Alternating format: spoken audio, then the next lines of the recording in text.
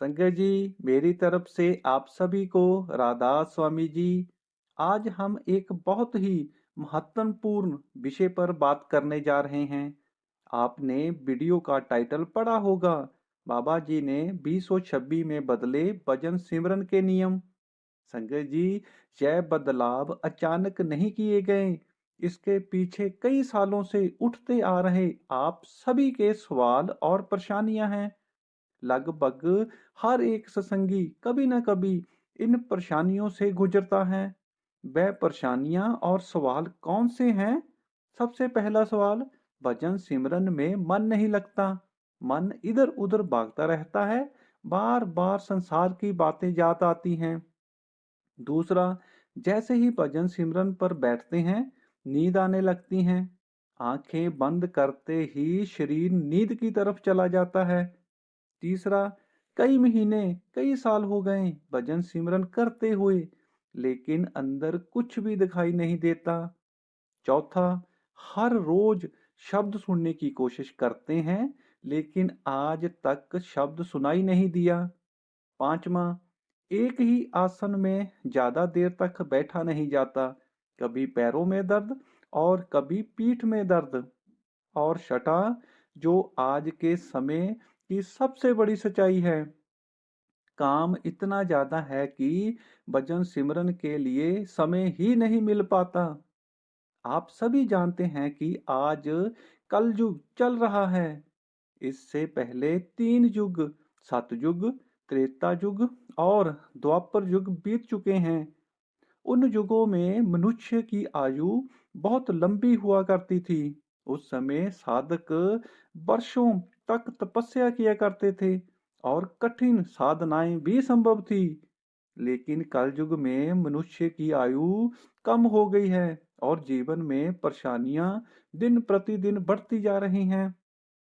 आज का मनुष्य तनाव, जिम्मेवारियां और दौड़ भाग से उलझा रहता है। ऐसे समय में लंबी और कठिन साधनाएं करना सभी के लिए संभव नहीं रहा। इन्हीं परिस्थितियों को देखते हुए बाबा जी ने कलयुग के जीवों को नाम से जोड़ा। बाबा जी ने अपने सत्संगियों को नाम दान दिया ताकि वह कम समय में भी मालिक से जुड़ सके। फिर भी आज के समय में सत्संगियों को अनेक तरह की परेशानियों और कठिनाइयों का सामना करना पड़ रहा है। इसी सच्चाई को ध्यान में रखते हुए बाबा जी ने सत्संगियों की कमजोरी, समय की कमी और जीवन की कठिनाइयों को समझते हुए 2026 में भजन सिमरन को सभी संगतों के लिए और भी सरल बना दिया है, ताकि हर कोई आसानी से नाम से जुड़ा रह सके और अपनी आत्मिक यात्रा को आगे बढ़ा सके। बाबा जी ने संगत की मेन परेशानियों को समझ लिया है और उसका हल कैसे करना है उसका उत्तर भी दे दिया है। अगर हो सके तो आप 2026 में जैसा बाबा जी ने बताया है वैसा जरूर कर कर देखें। संगत जी, वीडियो में आगे बढ़ने से पहले मेरी तरफ से आप सभी को नए साल की हार्दिक मुबारकबाद। मैं बाबा जी के चरणों में विनती करता हूँ कि यह नया साल आप सभी के जीवन में सुख, शांति और खुशियां लेकर आए। अगर आपने अभी तक इस चैनल को सब्सक्राइब नहीं किया है तो आप इस चैनल को सब्सक्राइब जरूर कर दें और वीडियो को लाइक भी कर दें। हो सके तो और भी सत्संगियों के साथ इस वीडियो को शेयर जरूर करें और कमेंट बॉक्स में राधा स्वामी लिखना मत भूलना। सबसे पहले वह कौन सी परेशानी है जिसको बाबा जी ने पकड़ा है?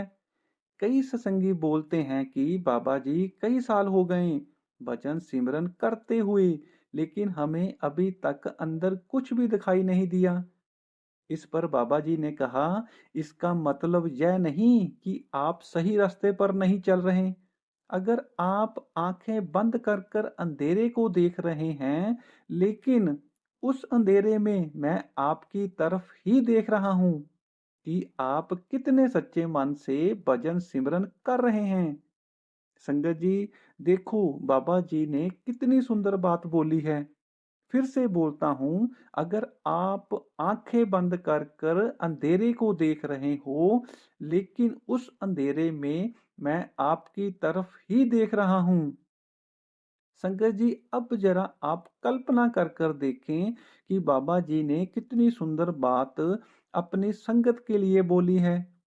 आप इस बात की चिंता ना करें कि आपको भजन सिमरन के वक्त अंदर अंधेरा ही दिखाई दे रहा है।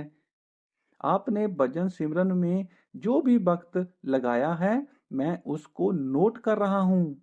जो आपको भजन सिमरन के वक्त आंखें बंद करने के बाद अंधेरा दिखाई देता है, वह भी मैं ही हूँ।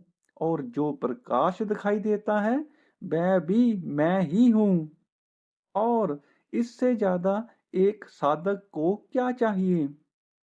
बस आप सच्चे मन से और बिना किसी ख्वाहिश के भजन सिमरन करते रहें।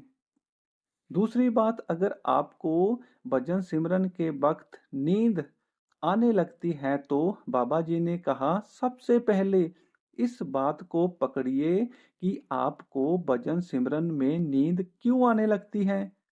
इसके दो बड़े कारण हो सकते हैं। पहला कारण, आपका भजन सिमरन करने को दिल नहीं कर रहा, आप जबरदस्ती बैठने की कोशिश कर रहे हैं। दूसरा, आप दिन भर काम करने के बाद थक चुके हैं और अब आपका शरीर नींद मांग रहा है।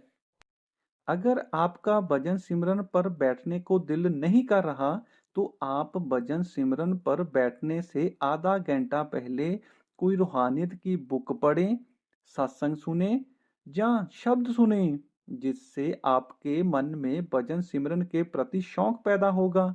अगर नींद आने की समस्या है तो आप सीधा 2.5 घंटे बैठने की कोशिश ना करें। आप छोटी बैठक से शुरू कर सकते हैं।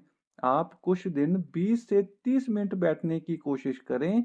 जब आपका मन 20 से 30 मिनट तक टिकने लगे, तो आप धीरे धीरे इस समय को बढ़ाते चले जाएं।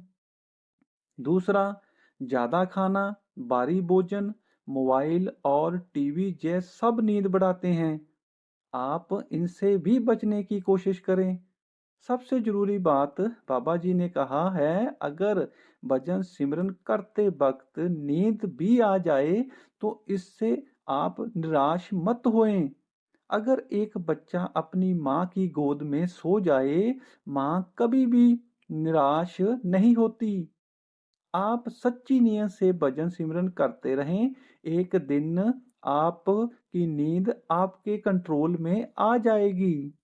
बाबा जी ने आगे समझाते हुए कहा, अगर आपका भजन सिमरन में मन नहीं लगता, तो आप पहले इस बात पर ध्यान दो कि मन भजन सिमरन में लगता क्यों नहीं। इसका सबसे बड़ा कारण ये है कि हमने अभी तक अपने मन को भजन सिमरन से जोड़ा ही नहीं है। जरा अपने जीवन को देखिए। क्या आपको मूवी देखना अच्छा नहीं लगता? क्या घूमने जाना पसंद नहीं? क्या स्वादिष्ट भोजन आपको आकर्षित नहीं करता? ये सारी चीजें हमें इसलिए अच्छी लगती हैं क्योंकि हमने अपना मन पहले से ही उनसे जोड़ रखा है। लेकिन भजन सिमरन के साथ हमने यह जुड़ाव बनाया ही नहीं। इसलिए बाबा जी ने बहुत ही सरल और व्यवहारिक उपाय बताए हैं कि मन को भजन सिमरन में कैसे जोड़ा जाए। पहला सुझाव, दिन में 3 या 4 बार रूहानियत की पुस्तकें जरूर पढ़ें। अगर आप काम पर जाते हैं या घर से बाहर रहते हैं, तो मोबाइल में मौजूद रूहानियत किताबों को पढ़ सकते हैं। जब बार बार रूहानी विचार पढ़ेंगे तो वही विचार मन में बसेंगे और धीरे धीरे मन भजन सिमरन की ओर खुद खींचने लगेगा। बाबा जी का वचन है, पहले मन को जोड़ो, फिर मन अपने आप भजन सिमरन से जुड़ने लगेगा। दूसरा सुझाव, आप अपने ऐसे दोस्त बनाएं जिनको नामदान मिला हुआ है। और भजन सिमरन करने का शौक रखते हैं। बाबा जी आगे समझाते हैं, बहुत से सत्संगी बोलते हैं, हमें कई साल हो गए शब्द सुनने की कोशिश करते हुए, लेकिन आज तक शब्द सुनाई नहीं दिया। बाबा जी ने अब बोला है, अगर आपको अभी तक शब्द सुनाई नहीं दे रहा तो आप ज्यादा समय अपने सिमरन पर दें। आप शांत मन से ध्यान को अपनी आंखों के बीच टिकाएं। जो आपका मन उस वक्त आपसे बातें करता है, जो आपका मन उस वक्त बाहर की तरफ दौड़ता है, आप उसको कंट्रोल करने की कोशिश करें। इसलिए आप क्या कर सकते हैं, रोज एक ही समय पर भजन सिमरन के ऊपर बैठने की कोशिश करें। अगर आपको लगातार लंबे समय तक बैठने में कठिनाई महसूस होती है तो आप इसको छोटे समय से शुरू कर सकते हैं। अगर नींद आ जाए तो मन को डांटना नहीं है, उसको प्यार से समझाएं और वापस भजन सिमरन में लगाएं। बाबा जी ने कहा है, मन को डांटना नहीं, एक छोटे बच्चे की तरह समझाना है। बहुत से सत्संगी सोचते हैं कि हमें शायद अंदर बहुत तेज आवाज सुनाई देगी, घंटी, शंख या ढोल जैसी, कुछ ऐसी ही। लेकिन शुरुआत में धुन बहुत हल्की होती है, जैसे हवा की सरसराहट, सीटी, झिंगुर की आवाज, घंटी जैसी आवाज। यह आवाज हर सत्संगी को लेने के लिए आती है, लेकिन उस वक्त हमारा मन बाहर की तरफ दौड़ रहा होता है। हमारे ख्याल दुनियादारी में फंसे होते हैं। पूरी तरह से ध्यान अंदर की तरफ ना होने की वजह से यह आवाज हमें सुनाई नहीं देती। बाबा जी कहते हैं, इसीलिए आप ज्यादा से ज्यादा ध्यान सिमरन पर देने की कोशिश करें और साथ ही साथ शब्द सुनने की कोशिश भी करते रहें। संगत जी, वैसे भी धुन सुनना हमारी योग्यता नहीं है, ये तो हमें अपने गुरु की वजह से ही सुनाई देती है। इसलिए हमारा काम सिर्फ भजन सिमरन पर बैठना है, बाकी खुद वो आप कर देगा। आगे बाबा जी समझाते हुए बोले, अगर आपको इस तरह की दिक्कत आ रही है कि आप लंबे समय तक एक ही आसन में नहीं बैठ सकते, कभी आपके पैरों में दर्द होना शुरू हो जाता है, कभी पीठ में और कभी पूरे शरीर में, तो आप एक आरामदायक आसन में बैठने की कोशिश करें। आप किसी चीज का सहारा लेकर बैठ सकते हो, लेकिन ध्यान इस बात का रखना चाहिए कि आपको नींद नहीं आनी चाहिए, क्योंकि जब भी हमें भजन सिमरन पर बैठना है, हमें लड़ाई अपने मन से करनी है, अपने शरीर से नहीं। इसीलिए आप भजन सिमरन पर एक आसान से आसन में बैठने की कोशिश करें, जिसमें आप लंबे समय तक बिना हिले जुले बैठ सकते हो। हाँ, हम मानते हैं कि आजकल की भागदौड़ की जिंदगी बन चुकी है। इस भागदौड़ की जिंदगी में भजन सिमरन के लिए समय निकालना बहुत से सत्संगियों के लिए मुश्किल होता जा रहा है। लेकिन आपको भजन सिमरन ना करने की छूट नहीं मिलेगी। अगर आप चाहते हैं कि हमारी जहां से मुक्ति हो जाए, हम अपने असली घर सचखंड पहुंच जाए, तो आपको भजन सिमरन करना ही पड़ेगा। इसमें आपको किसी प्रकार की राहत नहीं मिलेगी।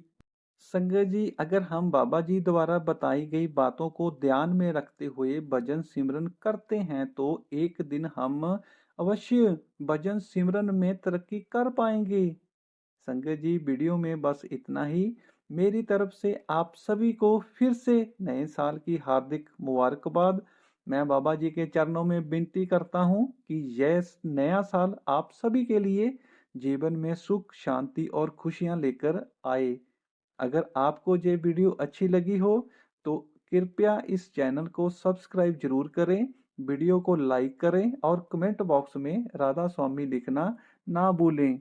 अगर हो सके तो इस वीडियो को अधिक से अधिक संगतों के साथ शेयर जरूर करें। राधा स्वामी जी।